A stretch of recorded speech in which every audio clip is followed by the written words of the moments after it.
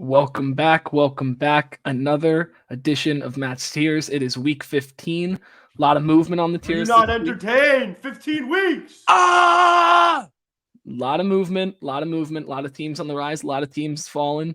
Soon enough, we're going to have some possible delegations to the eliminated tier coming up here soon.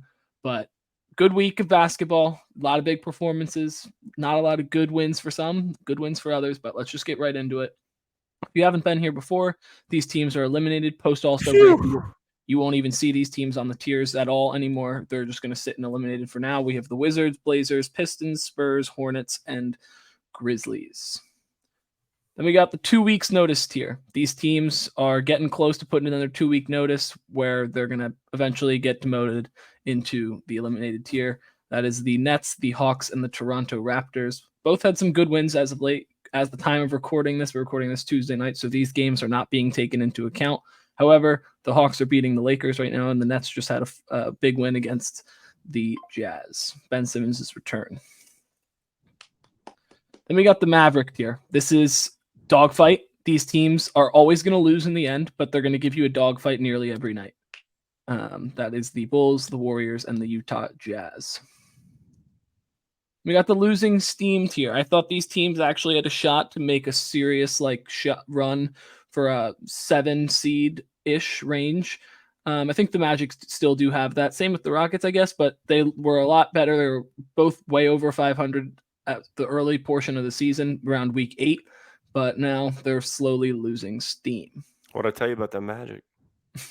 Then we got the how long till April tier. These teams just quite frankly aren't good in the regular season. Everyone thought that they were going to have good regular seasons after their deep playoff runs. That's when these teams wake up. They wake up for the playoffs, so they're asking how long until April. That would be the Lakers and the Heat. Then we got the turbulence tier. These teams have been the biggest movers on the tiers as a whole throughout the entire 15 weeks. And quite frankly, that's why they're in the turbulence tier, because 1 week they're really good, 1 week they're really bad. That's the Pacers, the Pelicans, the Kings, and the Suns. I'm having a very hard time ranking the Pacers because they are good and bad at the same time in every game. I don't know, but these are the teams that just continue to go up and down. We got the peanut butter, no jelly tier.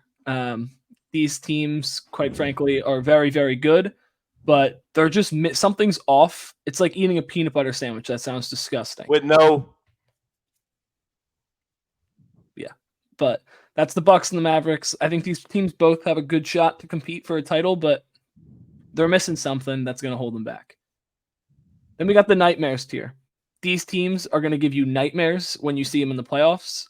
I don't know if they're going to win the championship because I think the teams ahead of them are just more complete and experienced teams.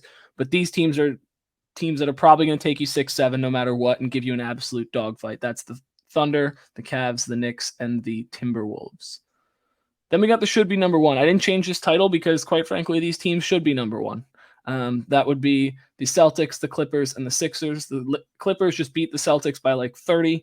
The Sixers have had a rough week, but they've been injured, so they can't move. They moved down slightly. And the Celtics got beat, but they just had a good win over the Pelicans last night, so you never know. But these teams should all beat number one.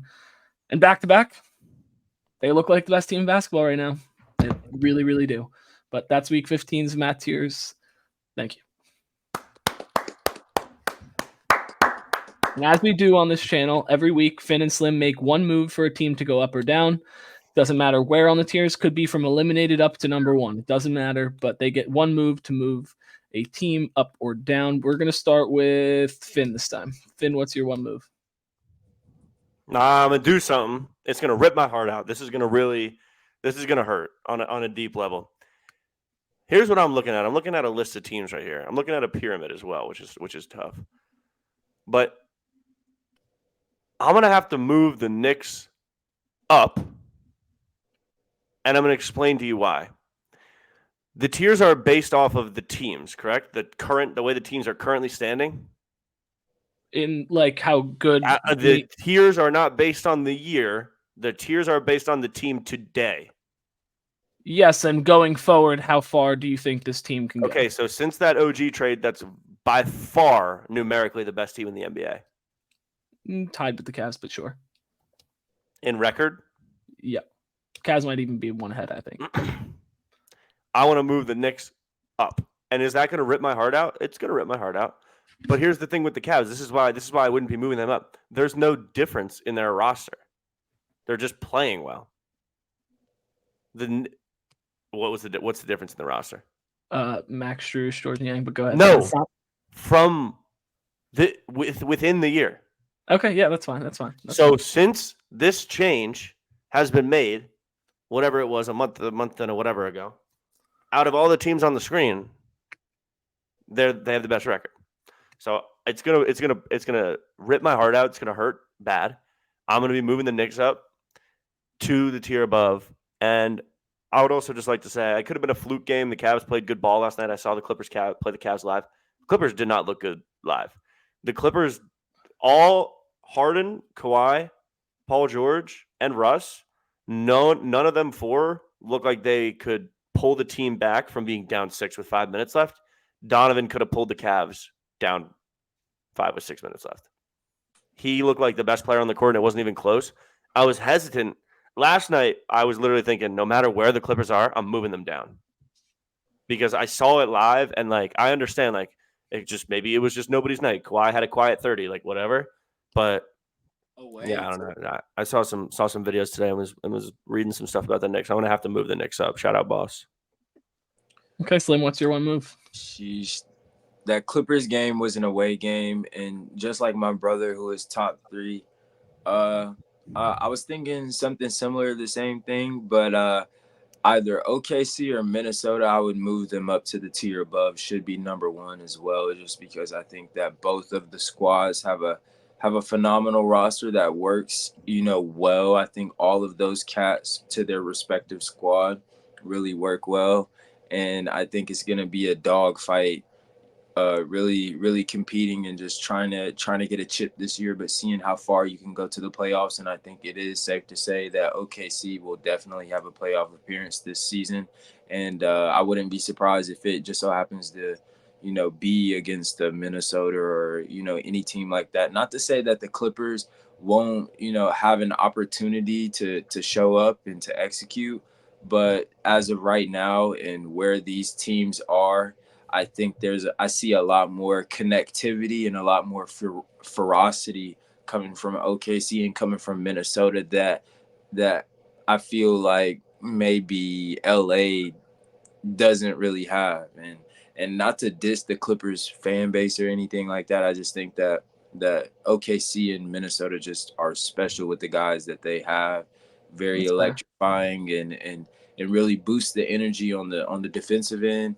And the boys can hoop on the offensive end. So either or, OKC, Minnesota, I could go either way, honestly. So that's Matt.